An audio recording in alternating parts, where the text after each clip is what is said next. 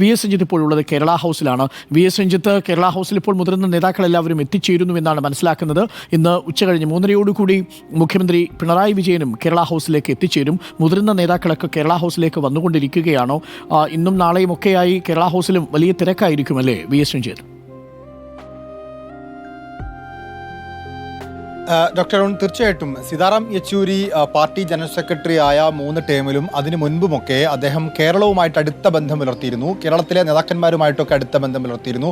ആ ഒരു ബന്ധം അദ്ദേഹത്തോടുള്ള ആദരാഞ്ജലി അർപ്പിക്കുന്നതിലും കേരളത്തിലെ നേതാക്കന്മാർ കാണിക്കുന്നുണ്ട്. ഇപ്പോൾ ഇ.പി. ജയരാജൻ പോലും അദ്ദേഹത്തിൻ്റെ ഒരു ഇൻഡിഗോ സമരമൊക്കെ അവസാനിപ്പിച്ച് അദ്ദേഹത്തെ ഈ സീതാറാം യെച്ചൂരിയെ കാണാൻ വേണ്ടിയാണ് ആ സമരം അവസാനിപ്പിച്ചത്.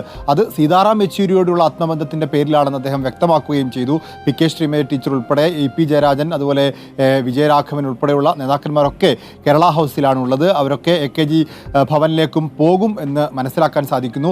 കേരളവുമായിട്ടും ഈ കേരള ഹൗസുമായിട്ടും ഒക്കെ സീതാറാം യെച്ചൂരിക്ക് നല്ല ബന്ധമായിരുന്നു. നേരത്തെ ഞാൻ ഈ കേരള ഹൗസിലുള്ള ഇവിടുത്തെ ഈ VIP അടുക്കളയിലെ ആളുകളോടൊക്കെ ചോദിക്കുകയായിരുന്നു. ഇവിടെ അദ്ദേഹം ഭക്ഷണം കഴിക്കാൻ പോലും സീതാറാം യെച്ചൂരി ഇടയ്ക്ക് വരാറുണ്ടായിരുന്നു. കേരളത്തിലെ ഭക്ഷണത്തോടൊക്കെ അദ്ദേഹത്തിന് വലിയ താല്പര്യമുണ്ടായിരുന്നു. മാത്രമല്ല, അദ്ദേഹത്തെ ഈ കേന്ദ്ര കമ്മിറ്റിയിലേക്ക്, സീതാറാം യെച്ചൂരിയെ കേന്ദ്ര കമ്മിറ്റിയിലേക്ക് എടുക്കുന്നതും ഡൽഹി കേന്ദ്രീകരിച്ച് പ്രവർത്തിക്കാനൊക്കെ പറയുന്നത് EMS ആയിരുന്നു.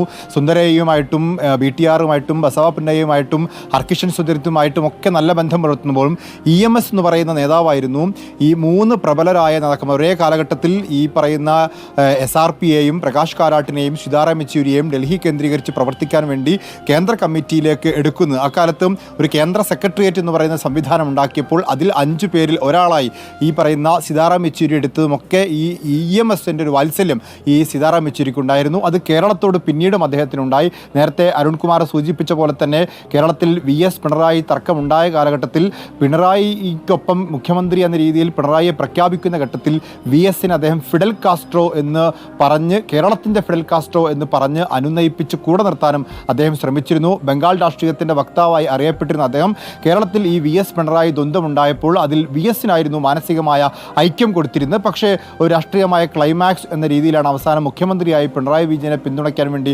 സീതാറാം യെച്ചൂരി തീരുമാനിച്ചത്. ഏതായാലും ഈ പറഞ്ഞ ഘട്ടത്തിലൊക്കെ തന്നെ കേരളത്തുമായും കേരളത്തിലെ നേതാക്കന്മാരുമായിട്ടൊക്കെ വലിയ ആത്മബന്ധം പുലർത്തിയ നേതാവായിരുന്നു സീതാറാം യെച്ചൂരി. അല്പം മുമ്പ് ഇ.പി. ജയരാജൻ സംസാരിച്ചപ്പോഴും അക്കാര്യം എടുത്തു.